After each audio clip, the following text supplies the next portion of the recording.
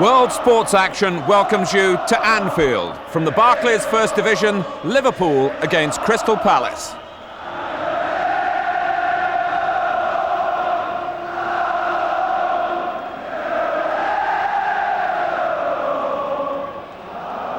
Well, John Aldridge is on the verge of leaving Liverpool to join Real Sociedad in Spain, but he's named as a substitute tonight. As you'd expect, it's the same side which won 3-0 at Derby on Saturday. Indeed, the return of Gary Gillespie for the past two games in place of Barry Venison has been the only change in 4 First Division matches so far. Steve Coppell's Crystal Palace waiting to kick off, fresh from their first win at home to Wimbledon last Saturday. Only 5 of their side, Perry Suckling, David Burke, Andy Gray, Gary O'Reilly and Mark Bright, had played in Division 1 before this season.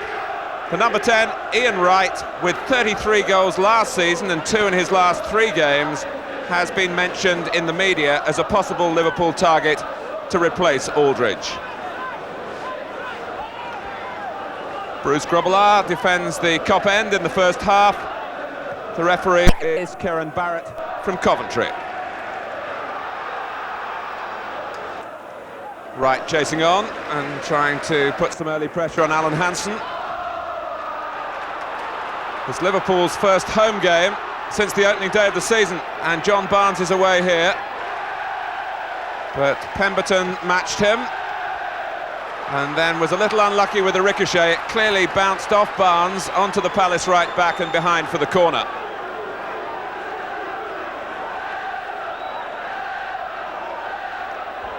This fixture was postponed 2 weeks ago to allow Liverpool to accept an invitation to play Real Madrid in Spain. Beardsley with the corner. Back from Nicol. Steve Coppell, a Scouser himself, an admirer of Liverpool from an early age, has warned his players, really in his own words, that he can't do too much to tell them about what they might expect here at Anfield. He hopes it will be a learning experience and of course a successful one. Certainly in the second half at Derby, Liverpool played some brilliant football and they'll want to pick up that vein quickly tonight. Ronnie Whelan.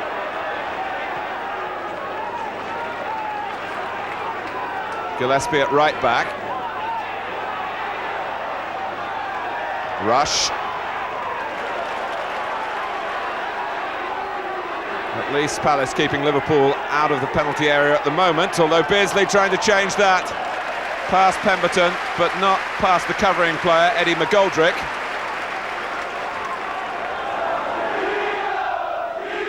Vital early moments for Crystal Palace.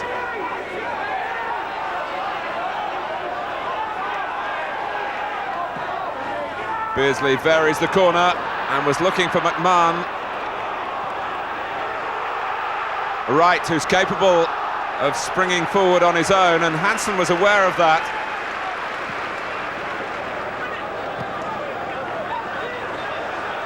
Crystal Palace might have felt they could have had a free kick in Ian Wright's favour, but the referee saw it otherwise.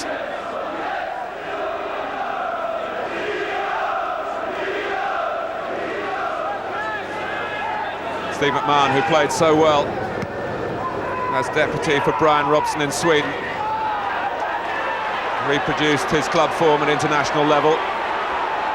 Barnes, Pemberton showing him the inside route, and it was blocked by Hopkins, rather fortunately for Crystal Palace. Nicol places it into the corner, and there was an air of inevitability about the opening goal as Liverpool continued to bear down on Crystal Palace. Hopkins blocked from Barnes, but Whelan with a delightful touch to the unmarked Nicol. 1-0 Liverpool, 7 minutes gone.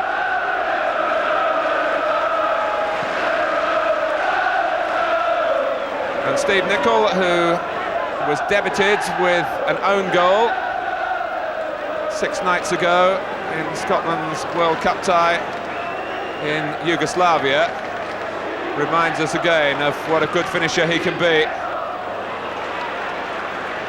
in the proper context. Beardsley, and there's a real appetite about Liverpool here. McMahon.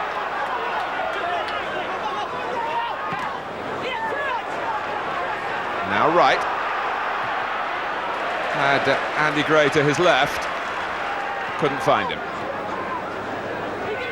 I mentioned at the start that some Palace players do have First Division experience, but none of them too much of that, although Andy Gray played here twice last season, once for Aston Villa and once for Queen's Park Rangers.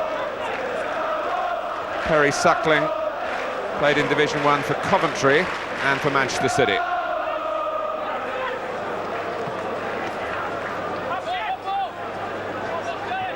Rush. Playing it in behind David Burke. It's Nicol. Being held up by Burke, who was born here in Liverpool, made his name with Bolton Wanderers initially. And Palace straining now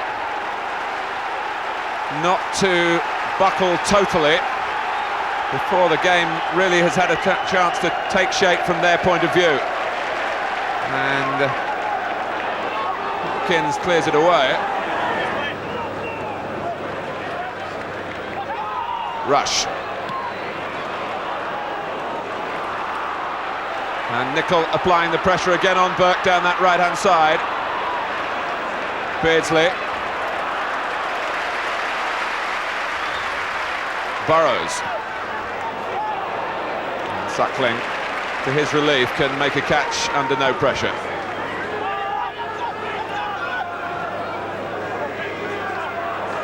McMahon, after Whelan's header, touched off by Nicol. Liverpool, who just apply the basic passing principles of the game, and they're able to do that because their support work is so splendid. Are knocking the ball around here at will. And McMahon is through the centre. Suckling repositioning, and McMahon in the end doesn't call upon the goalkeeper to make a save.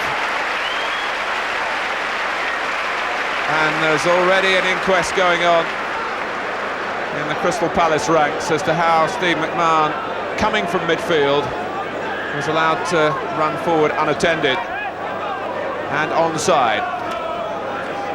And he was able to shoot as well, under no challenge at all.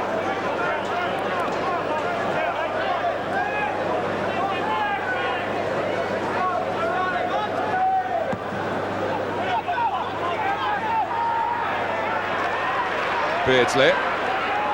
Nicol infield this time. Gillespie went outside Peter Beardsley.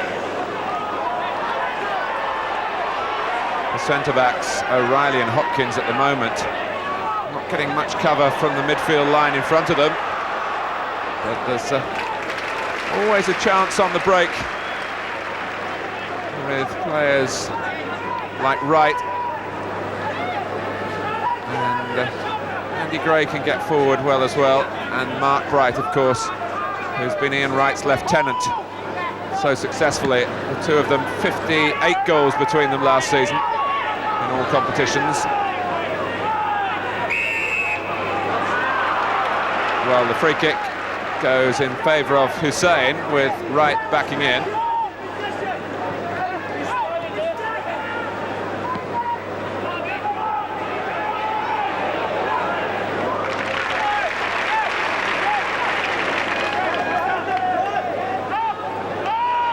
Palace have only played one away game since their return to the First Division. That was on the opening day. They lost 2-0 at Queen's Park Rangers. They're 1-0 down here, but they have a free kick.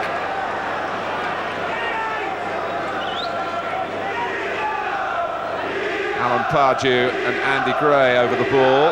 The captain, Jeff Thomas, the number 8, is there as well. Another player brought up in the northwest. And it's hit the post from Thomas, very unlucky for Crystal Palace. Grobbelaar was beaten to his left. And a rasping, low free kick from Jeff Thomas, a whisker away from an equaliser. But Liverpool looking to celebrate the let-off with Barnes and Beardsley. They changed the angle, got it past the wall, past the goalkeeper, but not past the post.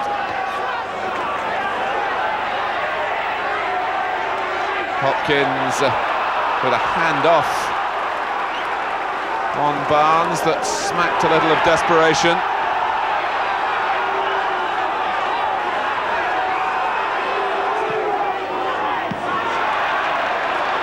Liverpool don't make the most of the free kick. Palace still hoping that Wright can spark the South London club.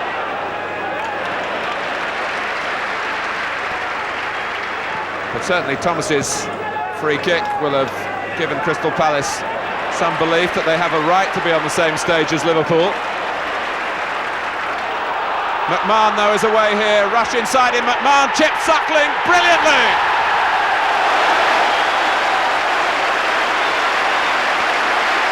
2-0, 16 minutes now. McMahon raiding from midfield again, and the most precise of lobs.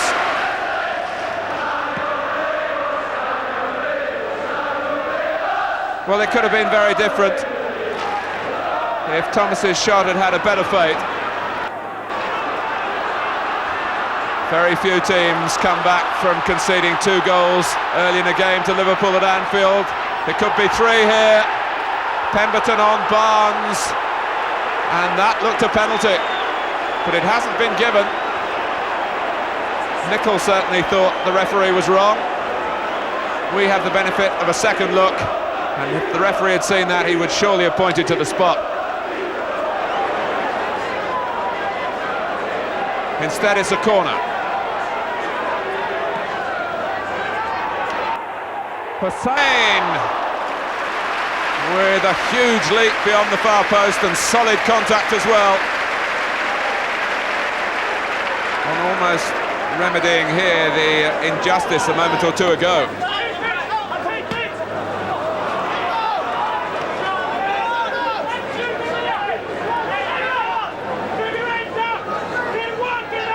Liverpool's 3 away matches on the trot, draws at Aston Villa, then at Luton,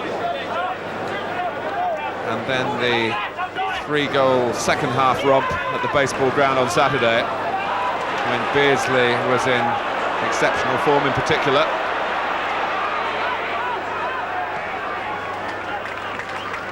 Gillespie, Nicol, Whelan joins in. And Palace defenders looking at each other to say who should be marking there.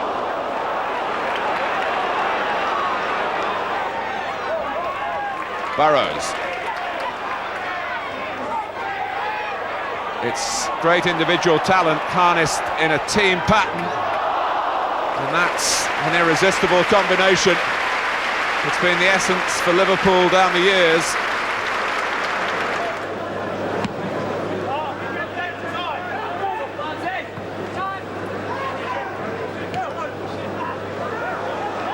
Hussain, even with his experience, he must realise how fortunate he has been to be given the opportunity to play in a Liverpool side like this. Gillespie harassed unfairly by Thomas.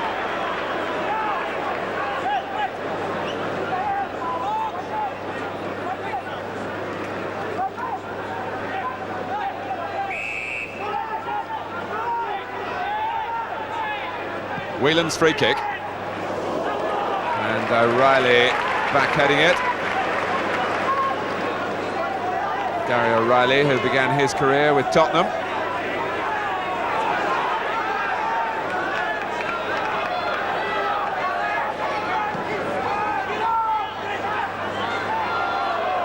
It'll come for Nicol, and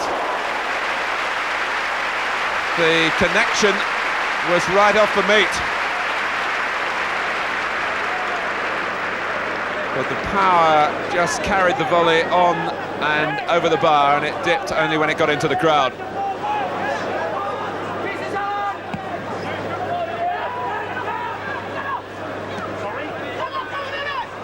McGoldrick. Well, all credit to Eddie McGoldrick's ambition there. He was a good 25 yards out. It wasn't an easy ball to take. And he had a crack with the left foot that had Grobbelaar raising an arm for a moment.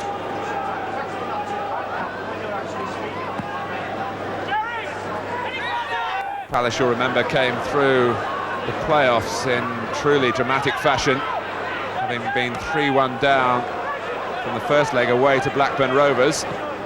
They took it into extra time at Selhurst Park. And Ian Wright, with 2 goals and a 3-0 win, brought promotion and great scenes of joy. Part of the thrill of promotion is to have the privilege to take on the best, even if that can be somewhat painful. Palace have stuck to their guns, though, after losing 2 goals in 16 minutes. Wright is their biggest gun. And Liverpool don't reveal too much of their scouting plans publicly, but if they are interested in Ian Wright, they'll be keeping a very close watch on how he performs in these circumstances. I can remember Paul Walsh playing marvellously in a 6-0 defeat when he was with Luton Town here at Anfield, which was a prelude to Walsh being signed.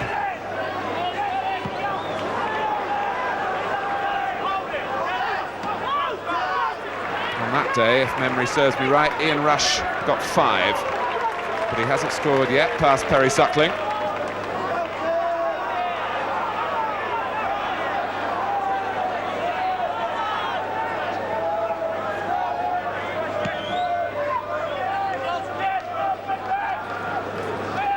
Flicked on by Bright to Wright. That's the combination that's worked well for Palace in recent seasons, but Burrows was alive to it.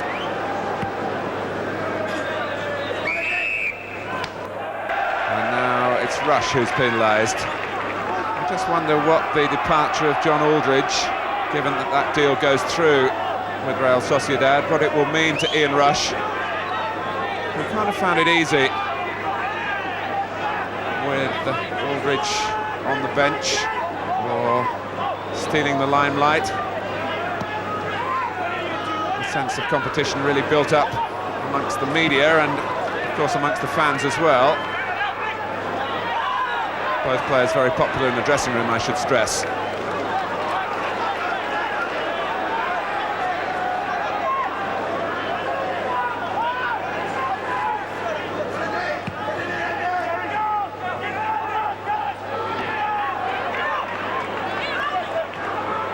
Hanson's header. McGoldrick couldn't make anything of it. Barnes stepped in.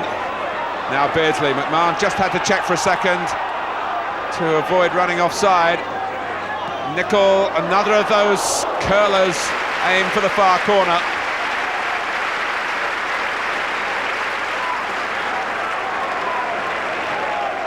When you look around the Liverpool side and you think that Steve Nicol has a First Division hat-trick to his name, so too does Gary Gillespie. So outside the usual goal scorers, there's danger from every quarter.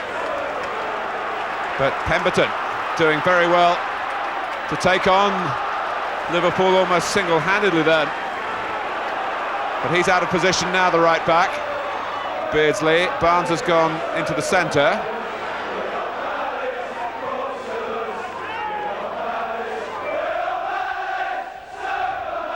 Whelan. And Crystal Palace getting terrific support from their travelling band, even though they're 2-0 down. Barnes. Oh, and here's Beardsley, surely a third here. Rush helps himself to it. Right on half-time. Palace had been battling conspicuously well, having lost 2 goals in 16 minutes, and would have been pleased to have maintain the status quo to the half-time whistle, but it's 3 now.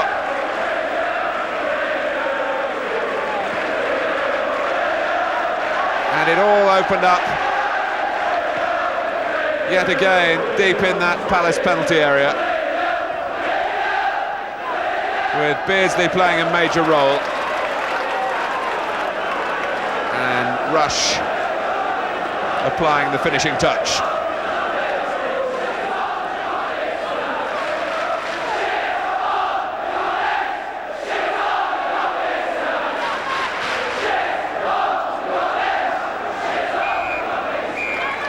There is the half-time whistle. It's been an exhilarating 45 minutes for the Liverpool fans and indeed for their players. It's been a learning process for Crystal Palace, but they kept their heads up.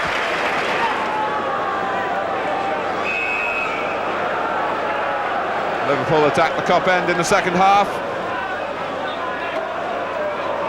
And they played here with a relish, as if to say, we're glad to be back on home territory after some 3.5 weeks away.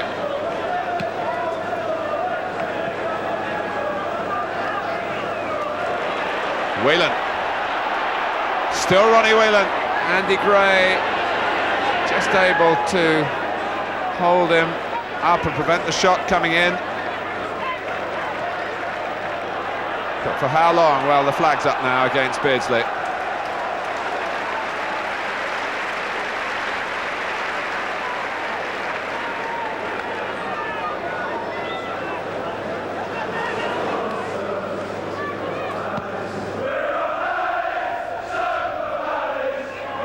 Wright. Hussein there before Wright. Barnes was trying a trick in his own half of the field, which perhaps won't please the Liverpool management when he lost possession. And now you're at risk of losing the ball.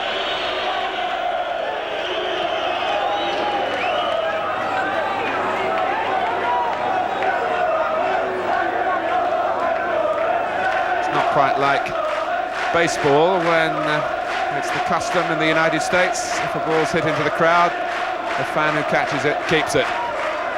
Football clubs can't quite afford to be so magnanimous.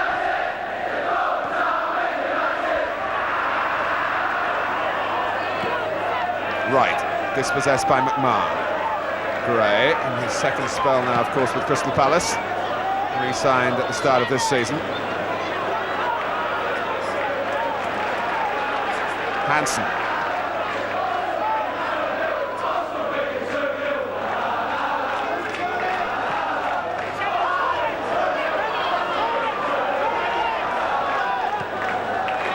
Liverpool still most experts tip to win back the championship. They will go top if they win tonight. There can't be too much doubt about that now. And it still remains astonishing, the events here at the end of May, when Arsenal came in circumstances that seemed only to favour a Liverpool championship.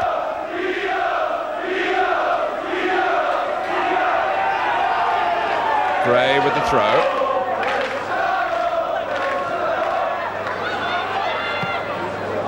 Carvalhal's got to come and used just one fist, the right, but cleared the penalty area with the punch. Burke. Hounded by McMahon.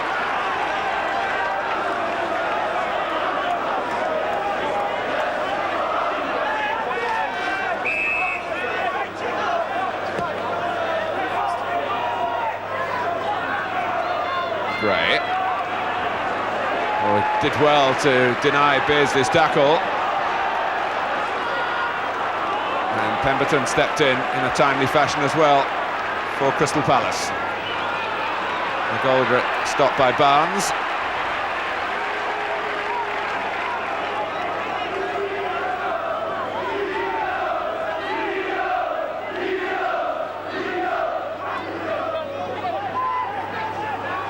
Goldrick.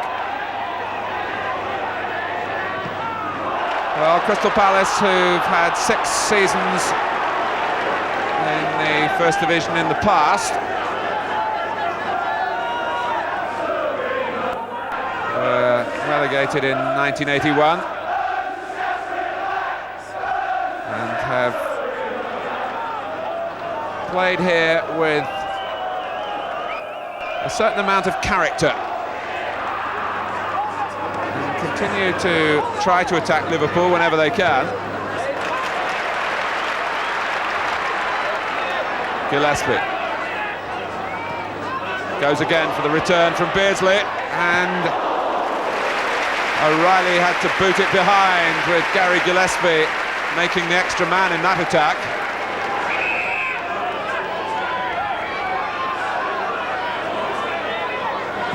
It's Beardsley's corner, and from Barnes' flick, the scorer is Gary Gillespie. Well, Liverpool have so much variety to their football. They don't need goals from set plays, perhaps as often as most other clubs, but this was a rehearsed routine involving John Barnes and then Gillespie. 4-0.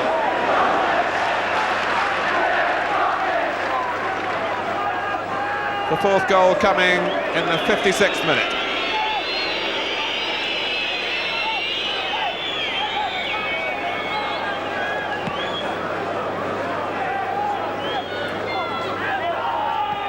Gray. Played in by Pemberton. Headed down by Thomas. Collected by Wright. Palace have a throw.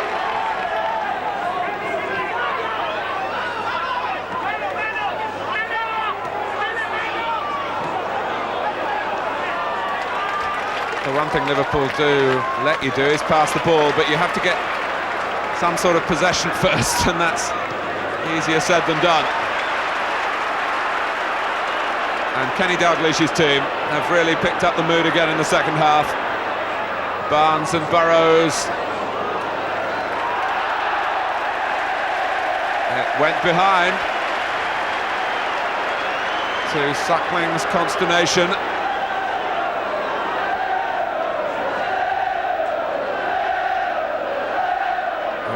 Beardsley trots over to preside at another corner. As the Kop takes up the chant, we want 5.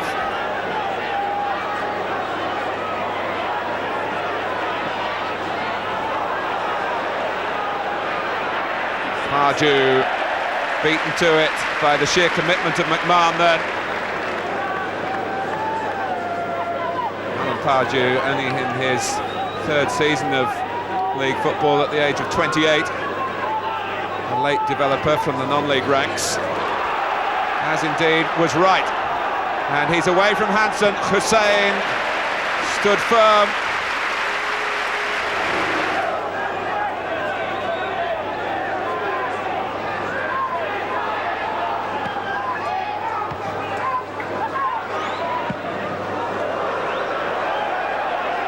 Nicol having to deal with an awkwardly dropping ball and the presence of Thomas just behind him. But as usual, Liverpool have extricated themselves from their difficulties.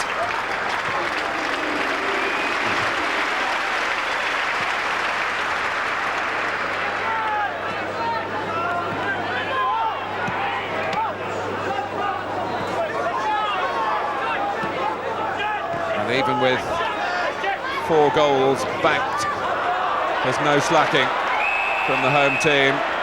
Rush prepared to go and try and win possession. He's back in the groove now with a goal in 2 consecutive games after a slow start, and linking up with Beardsley. Peter Beardsley deserves to be amongst the scorers. It's taken him an hour to get one for himself, but his own display again has been of the very highest order. marvellously constructed with Rush, and then fired into the top of the net.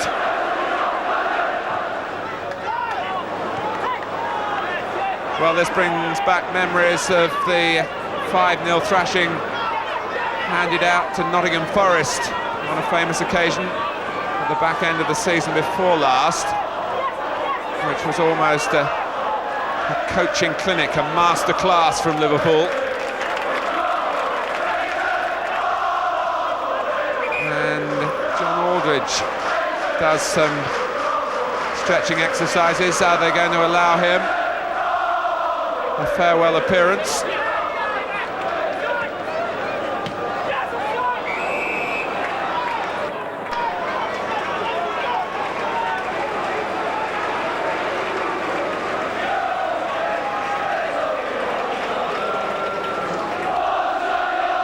And the Kop are calling for Aldridge.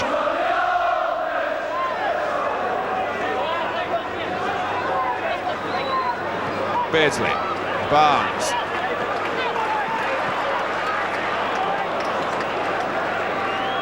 Broken up by the energetic Pemberton when he played at places like Rochdale and Crewe, as Pemberton has done. Even to come here and be thrashed must be a memorable experience, and it's a thrashing now for Crystal Palace.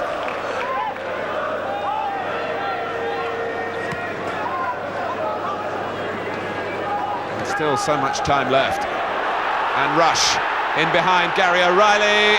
Rush goes down. No penalty.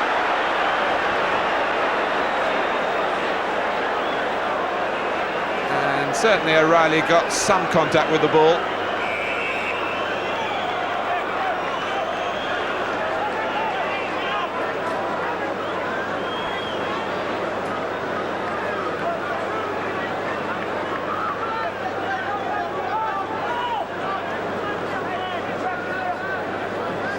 Every part is in working order for Liverpool, and the machine is functioning so smoothly. Pardew.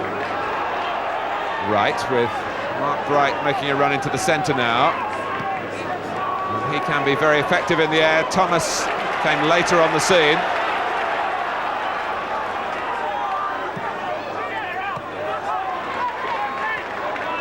Burke. Another one knocked towards Bright. He finally gets the ball on the ground now and serves McGoldrick. Well, Barnes acting as a left-back, but not stopping the cross getting in.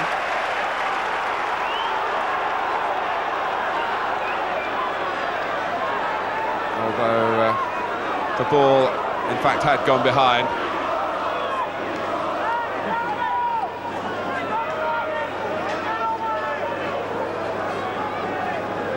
Well, often when there's a gulf between the two sides, the match loses shape. The team that's winning can overindulge or simply become complacent. That hasn't been the case with Liverpool, and Crystal Palace, for their part, haven't accepted the inevitability of their lot here. But they're in danger of losing a sixth goal because the challenge on Whelan has led to a penalty. Now, there's activity down on the touchline as we look again at the replay. It was Hopkins on Whelan, and Liverpool, who are more concerned usually about success than sentiment, are sending Aldridge on. Beardsley has almost volunteered to go off. Now, will they let him take the penalty? Barnes has taken on that job, and Barnes says, on you go. So, Aldridge, what an entrance it will be if he puts this away. He has done, and it's the biggest cheer of the night. And that's a magnificent moment. It reflects great credit on Liverpool Football Club, on the teammates of the goal scorer. And I just wonder how nervous Aldridge was here. If he was, it didn't show.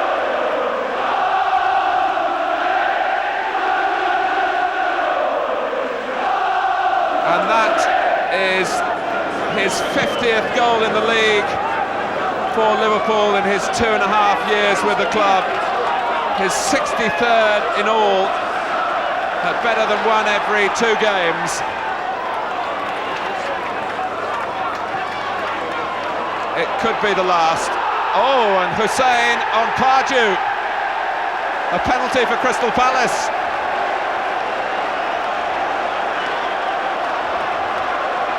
Yes, rightly given. And even now, Liverpool have the nerve to protest about it. Burrows had a word with the referee. So Thomas, 6-0 down. Oh, and it stays 6-0. It was too much for Crystal Palace's captain.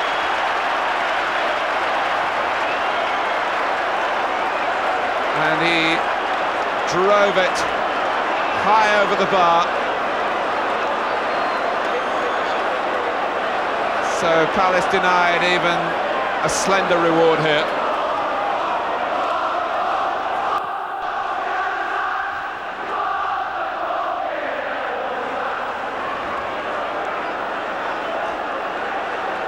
Well, what an eventful game.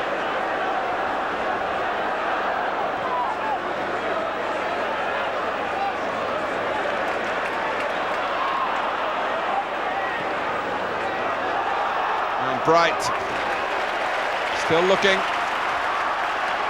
still hunting an opening that might stand Crystal Palace in good stead, if not tonight, on future occasions. But what must be going through Steve Coppell's mind?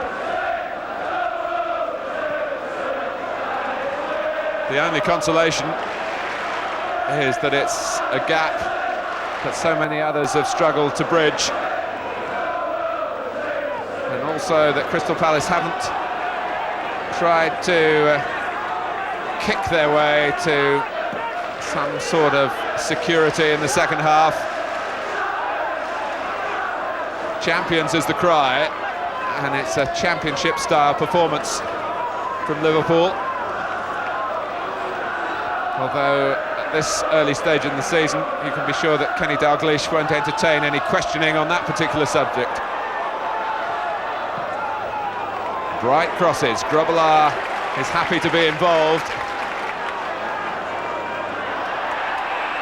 And the ball thrown up to Aldridge, who was fouled. If the I's are dotted and the T's crossed on the new contract for John Aldridge to take him to Spain, I'm sure he'll go with a heavy heart. But he'll be 31 in 6 days' time.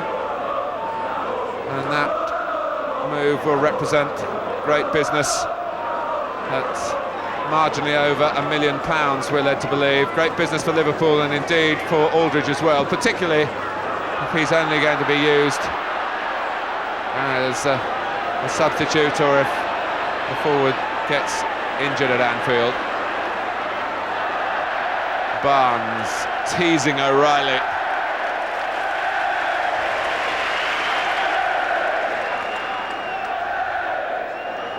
Burrows. Rush linking up with Gillespie. You might have noticed we've had 6 goals, 6 different scorers.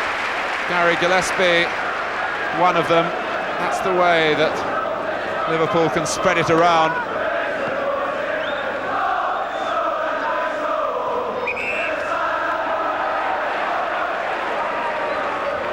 In recent memory, a 7-0 demolition of Tottenham here in the First Division in the early days of Ozzy Ardiles. And this performance will be put up at that level.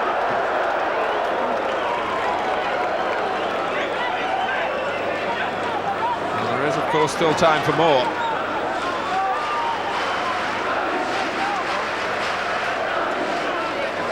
It's almost as if it's been drummed into Liverpool that they lost the title to Arsenal because they scored fewer goals than the North London club, and that must never be allowed to happen again.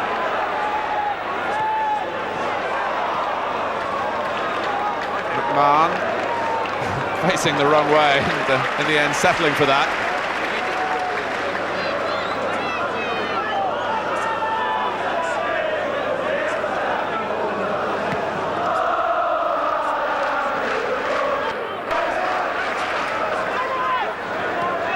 Thomas.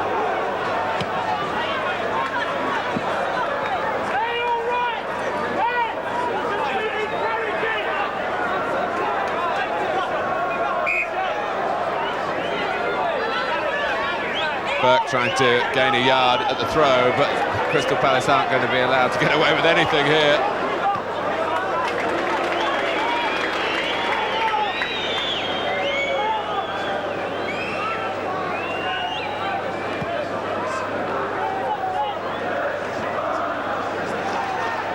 Hussein, that's a weak one. Pardew for Bright, didn't quite come off.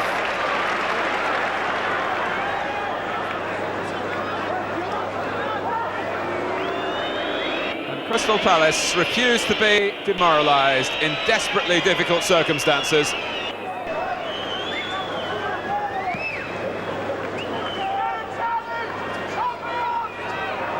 Bright heads it on towards Wright and Thomas. It fell between the two.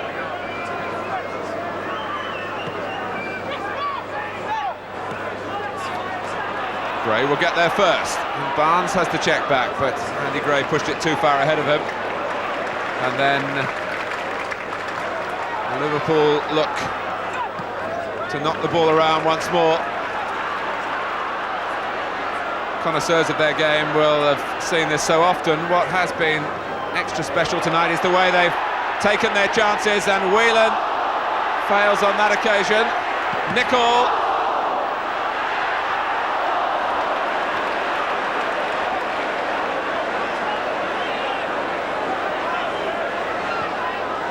Well, Crystal Palace must know how General Custer felt.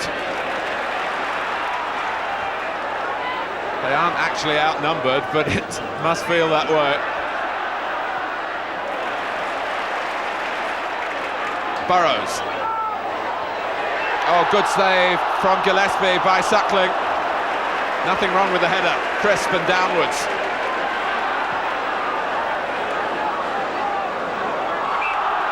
And so close to number 7. Hopkins tidied it up.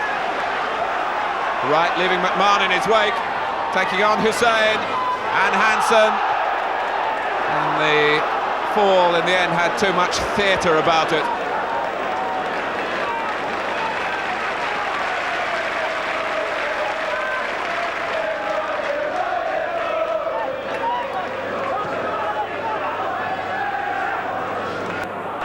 Barnes. Oh, and that's beautifully played for Russ. Suckling outside the area, was it? It's going to be a booking for the goalkeeper. Is it going to be another penalty for Liverpool or merely a free kick? I think the latter. Well, there's no sympathy here from the referee for the beleaguered Crystal Palace goalkeeper Perry Suckling. And yes, the challenge was a couple of feet outside.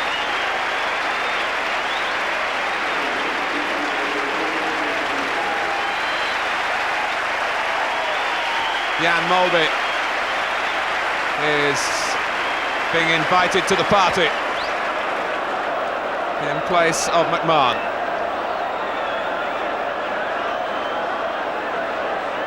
Barnes sizes up the possibilities, and it goes over the wall, and it's a perfect free kick. on a perfect night for Liverpool. Who needs penalties when you've got a player who can take free kicks of that quality? No reprieve for Suckling. No stopping it. 11 minutes left. And the tally rises. Liverpool 7, Crystal Palace 0.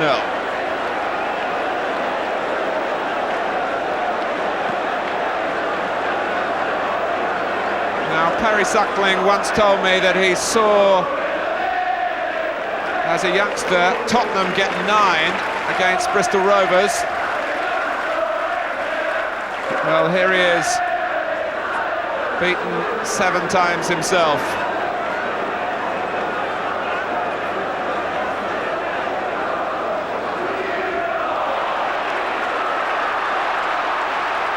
We're into the last 10 minutes, and Crystal Palace must be aching to hear the final whistle. But the Liverpool supporters and all lovers of football, even amongst the Crystal Palace fans really, must want it to go on and on. It's a delight to behold.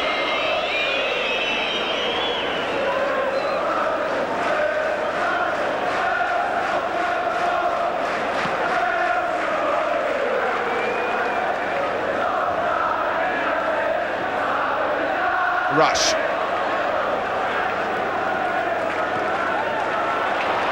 Here goes Whelan. And for the record, with Barnes scoring, that's 7 different scorers.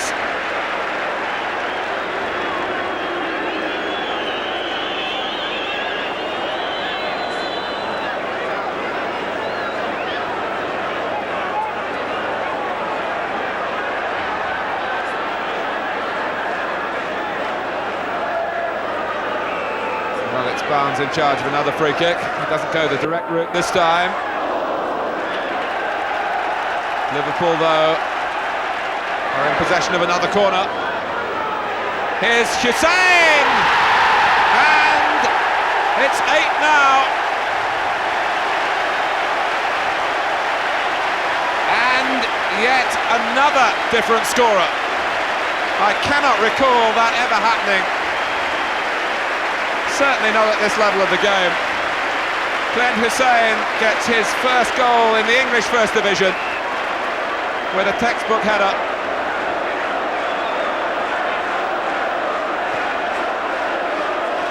Eight minutes remain for Crystal Palace. That will seem like 8 hours.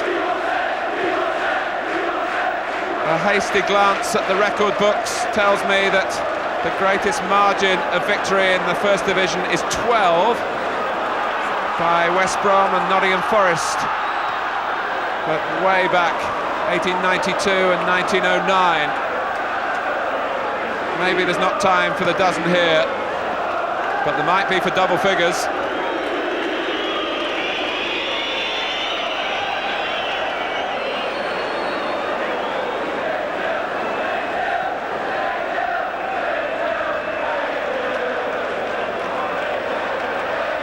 Hansen. Thomas, oh, and it still won't go in for Palace. That was Mark Bright.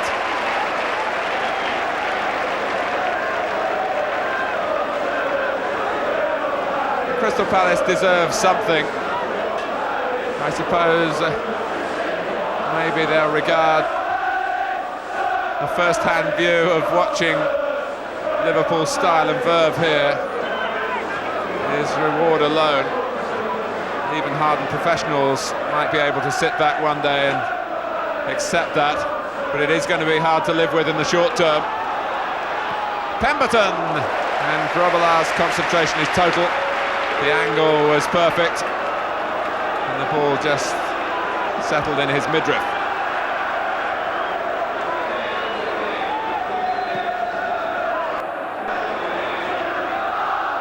Gray.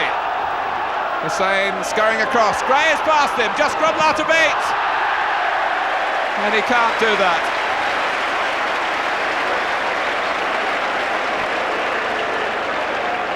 Crystal Palace, in terrible defeat here, will have won new admirers for their attitude.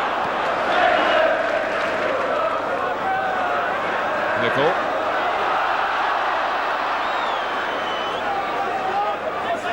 And again, linking up with Aldridge.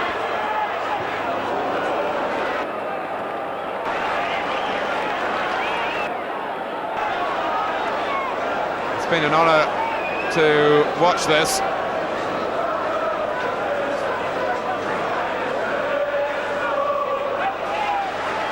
Nicol's onside,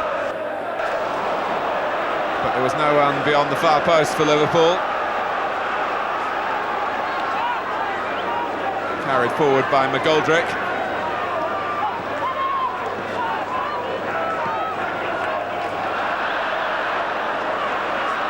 Mulby. Suckling, hoping, I think, that it would run into the area, but the curve on the pass took it away, and he had to just hack the ball out of play.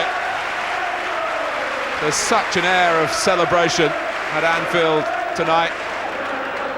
The one thing that they can celebrate is going to the top of the table, and maybe a ninth. Yes!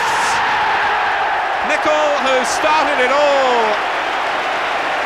way back in the 7th minute, has he rounded it off?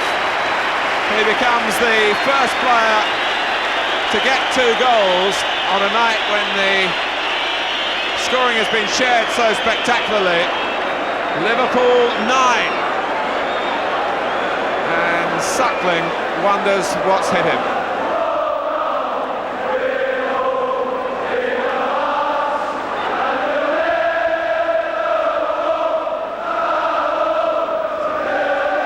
The anthem rings out at Anfield with complete justification.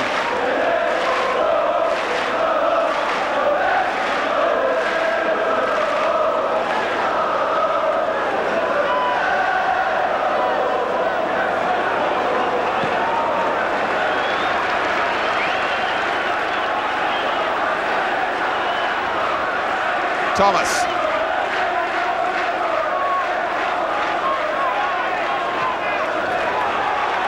Here's Wright. Gillespie the defender, and Wright is past him. Down from McGoldrick. Pardew, it wouldn't drop quite quickly enough for him. And he was in the best position, really, to test out Grobbelaar. Burke.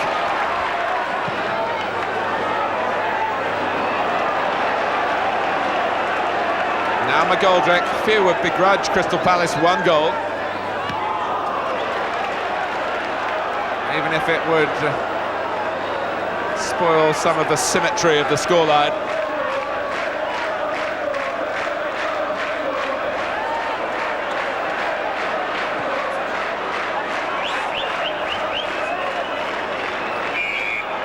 Mulby is the player who was hurt in that clash of heads. Mulby's okay.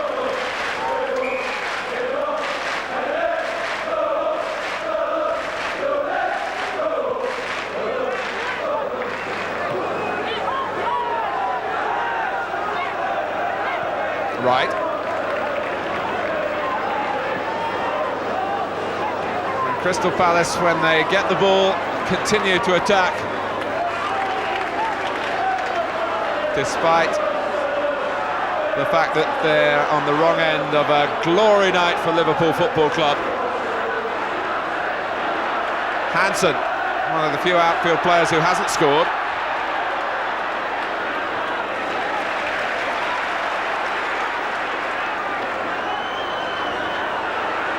Burrows. Just a question of the final whistle now, and whether there is time on the watch of Kieran Barrett for Liverpool to get double figures. There isn't, but 9 is more than enough for the players and for their supporters. And John Aldridge with that bond with the Kop. The Liverpool fan who's lived out the dreams of all the supporters as a Liverpool footballer. The shirt and the boots go into the Kop as a souvenir, and I'm sure Aldridge will be back here as a fan in the years to come. But what a spectacular finale. Scoring with a penalty with his first touch coming on as a substitute in a 9-0 win. A result tailor-made for those who set the headlines. Steve Coppell, he said this will haunt us for the rest of our lives, but he was full of admiration as well. If the goals happened a little too fast for you, let's recap on the scorers now. Steve Nicol started it off, and he was the only player to score twice on an amazing night. Just a measure of Liverpool's greatness that 8 different players contributed to the 9 goals, and that is also a record.